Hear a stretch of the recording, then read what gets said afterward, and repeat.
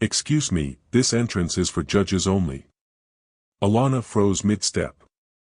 "I am the judge," she said calmly. The white bailiff scoffed, an actual laugh. But it wasn't from amusement. It was a reflex, the kind born from years of quiet prejudice wrapped in authority. He looked her up and down, dark skin, braided hair, no robe, just a navy blouse and professional slacks. A black woman with a child. Standing in front of this door. "Ma'am," he said sharply, "the public line is around the corner. This is for court officials." She blinked. "Sir, I don't think you understand." "I said around the corner," he barked louder, his voice now catching the attention of people nearby. A few turned. A few smirked. Some just stared. Her son, Malik, squeezed her hand tighter. "Mom," he whispered. Alana didn't flinch. She slowly opened her bag and pulled out a black leather case. The man leaned in, unimpressed, until the golden badge caught the overhead light. He stopped. The lobby seemed to freeze. Even the buzzing fluorescent lights felt quieter. A whisper came from behind them. Is she really?" Alana didn't look at him again. She simply stepped forward. He didn't try to stop her. And in that moment, a moment where silence said everything, the balance of power shifted. She didn't yell. She didn't argue.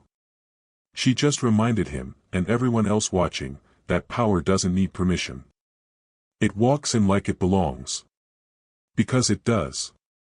And that day, Judge Alana Brooks walked into her courtroom. Not as a woman denied. But as the judge they all tried to ignore, until it was too late. The courtroom door clicked shut behind her. Inside, everything was still. The clerk's eyes widened when she saw Alana approach in silence, her son Malik by her side. Several attorneys in the gallery stood quickly, as though realizing they just missed a moment they weren't supposed to miss. "Judge Brooks," the clerk whispered. We thought you were running late." Alana didn't answer. She simply nodded, walked behind the bench, and slipped on her robe with the ease of someone who had worn power long before they were allowed to. Malik quietly sat in the reserved row behind her, pulling out a coloring book from his backpack, something he knew to do when his mother worked. It wasn't his first time watching her restore justice. But it might have been the first time he saw her denied it. She tapped the gavel once. "This court is now in session." And then she noticed him. The bailiff. The same one who blocked her. He had entered the courtroom moments after she had, slower this time, quieter. He stood in the corner now, stiff, his posture forced. His face was pale. His jaw tight. Their eyes met. She didn't scowl. Didn't smile. She simply held his gaze for 2 full seconds. That was all it took. Because sometimes justice doesn't slam down like thunder. Sometimes it lingers, in eye contact, in silence, in the way a person straightens their back and continues, knowing everyone in the room just saw what happened. The court heard 2 cases that morning.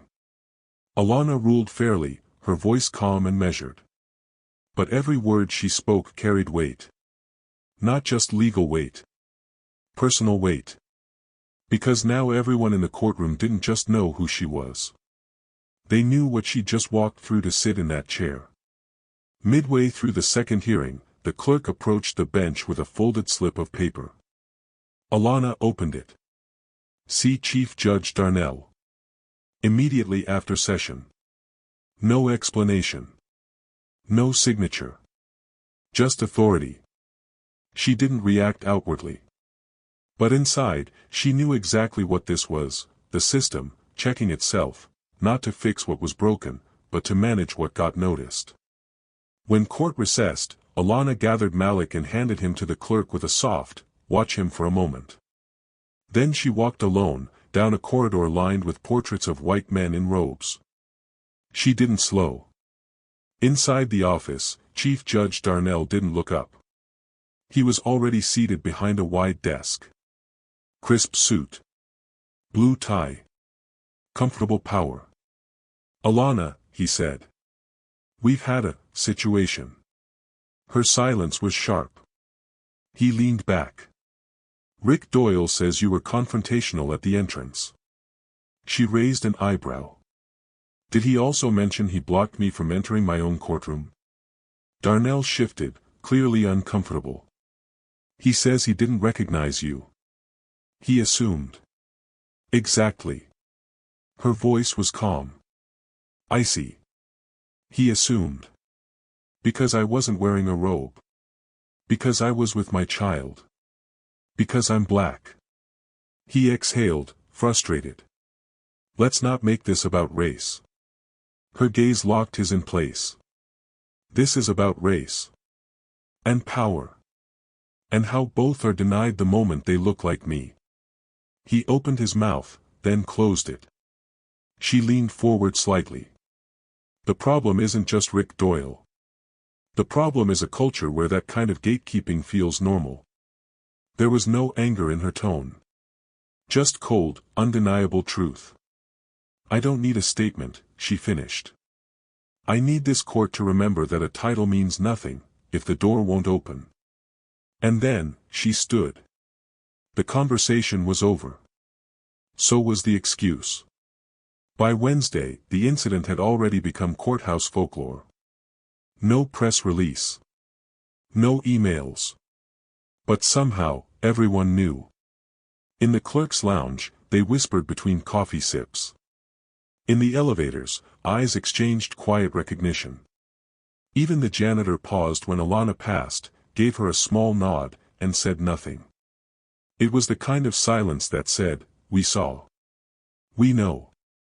Bailiff Rick Doyle was nowhere to be seen. Officially, he had been reassigned to basement traffic operations. Unofficially, he'd been removed from any courtroom with a black judge, or frankly, any judge with a spine. Alana didn't celebrate. She didn't tweet. She didn't correct the rumors. She showed up, every day, exactly on time. Same robe. Same stride. Same unwavering gaze. But something had shifted. Young interns and law clerks, especially the black and brown ones, now stood a little taller when she passed. They didn't look down anymore. They looked toward her. That Friday, in her chambers, Malik sat curled up with a book while she finalized orders. He glanced up and asked, Mom, did the man get in trouble? Alana looked at him for a long moment. Not the kind of trouble you can see, she said.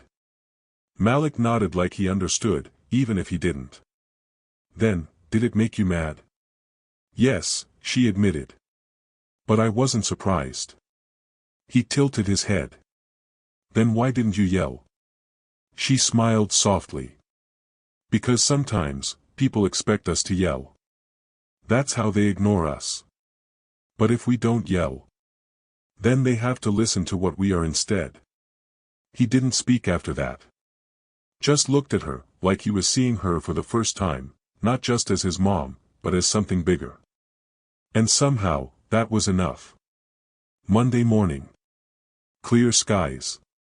A long line of civilians curved around the courthouse steps. Inside courtroom 2B, everything was in place, files stacked, microphones tested, the seal of justice gleaming behind the bench. Judge Alana Brooks entered through the side door. She didn't need to pause.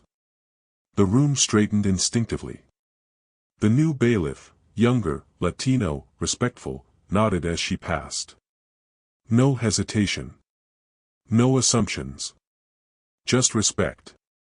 Today's docket was heavy, a housing case involving a single mother fighting to keep her apartment. The stakes were real. But something deeper rippled beneath the surface. People didn't just listen to her voice. They listened to how she stood. They noticed how calm she stayed when things grew tense. They watched the way she acknowledged every party, not just lawyers in suits, but the frightened woman in hand-me-down clothes who stood there holding back tears. Because justice, to Alana, wasn't about posture. It was about presence. Outside the courtroom, a new brass plaque had been installed quietly over the weekend. Honorable Alana M. Brooks, Division 6, Family Court. No ribbon. No speech. No applause. Just permanence. Later that day, as she left the building with Malik at her side, they passed a group of visitors on a tour. One woman stared at her, then whispered to her friend, "That's her." The judge they tried to stop. Alana didn't turn. Malik looked up and said, "They remember you now." She smiled. "No," she said. "They finally see me." And with that, she walked forward, not louder, not faster, but with the kind of weight you carry when the door that tried to block you, now carries your name. Because some battles aren't won in noise. They're won in presence. Sometimes, justice doesn't come with noise. It comes with stillness. With a look. With a quiet woman who refuses to shrink, even when the system tries to make her small. Judge Alana Brooks didn't fight with anger. She didn't demand revenge. She stood. Calm. Certain. And let the truth speak for itself. Because real power doesn't need to shout. It just walks through the door, even when the world tries to lock it. And maybe that's the lesson. That dignity isn't granted. It's carried. Every step. Every day. So the next time someone tries to tell you where you don't belong, remember. You're not there to ask permission. You're there to remind them, you always did.